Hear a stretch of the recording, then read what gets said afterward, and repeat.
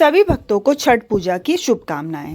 लोक आस्था और श्रद्धा का महापर्व छठ यानी कि जो छठ पर्व है वो इस साल 25 अक्टूबर से आरंभ होने जा रहा है। 4 दिनों तक चलने वाला यह पर्व सूर्य देव और छठी मैया की उपासना का प्रतीक होता है। इस दौरान व्रतधारी पूर्ण शुद्धता, नियम और संयम का पालन करते हुए पूजा अर्चना करते हैं। छठ की शुरुआत नहाय खाए से होती है और इसका समापन उगते सूर्य को अर्घ्य अर्पित करने के साथ होता है। यह पर्व परिवार की सुख समृद्धि और आरोग्य की कामना के लिए मनाया जाता है। शास्त्रों में छठ पूजा से जुड़े कई महत्वपूर्ण नियमों का उल्लेख मिलता है, जिनका पालन करना अत्यंत आवश्यक होता है। कहा जाता है कि इन नियमों का सही तरीके से पालन करने पर ही व्रत का पूर्ण फल प्राप्त होता है। ऐसे में यह जानना जरूरी है कि छठ पूजा के दौरान आपको कौन से कार्य करने चाहिए और किन किन बातों से बचना चाहिए ताकि पूजा सफल और फलदायी हो सके। वैदिक पंचांग के अनुसार इस वर्ष छठ महापर्व की शुरुआत 25 अक्टूबर को हो रही है।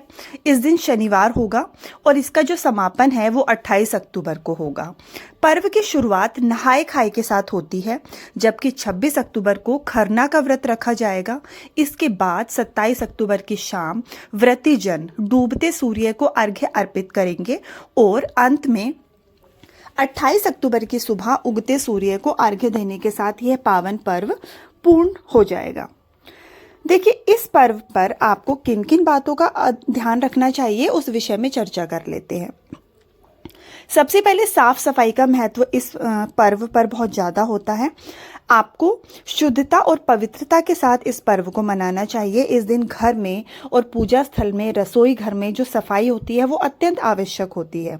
व्रती और उनके परिवार को यह ध्यान रखना चाहिए कि हर जगह धूल मिट्टी ना रहे, सभी स्थान स्वच्छ हों। प्रसाद बनाते समय भी स्वच्छता का विशेष ध्यान रखना चाहिए, कहीं पर भी गंदगी नहीं होनी चाहिए। लहसुन और प्याज के सेवन से परहेज करना भी आपको बहुत अति आवश्यक है, क्योंकि इस दिन लहसुन, प्याज और अन्य तामसिक चीज़ों से दूर रहना चाहिए। ऐसे में अगर आप व्रत वाले दिन तामसिक चीज़ों का सेवन करते हैं तो आपका व्रत खंडित हो जाता है। पानी का सेवन बिल्कुल भी आपको नहीं करना है, क्योंकि खरना के दिन से व्रत जब प्रारंभ हो जाता है तो छठ व्रत में निर्जला व्रत का विधान होता है। इस दौरान लगभग 36 घंटे तक पानी का सेवन वर्जित होता है।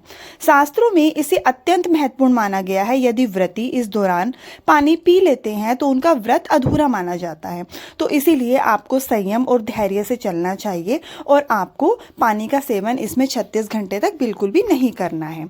फलों को आपको पूजा में धोकर रखना है, क्योंकि जो भी आपको छठ पूजा में प्रयोग होने वाले फल हैं, गेहूं हैं, वो अच्छी तरह धोकर साफ कर लेने चाहिए।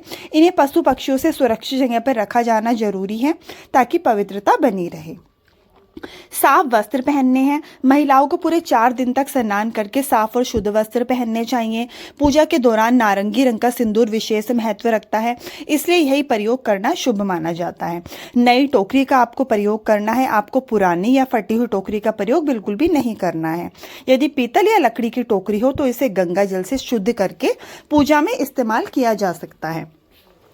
आपको इन सभी बातों का खास रूप से ध्यान रखना है ताकि आपका व्रत अच्छे से पूर्ण हो और आपको छठी मैया अच्छे से खूब आशीर्वाद देकर जाए। जय छठी मैया की।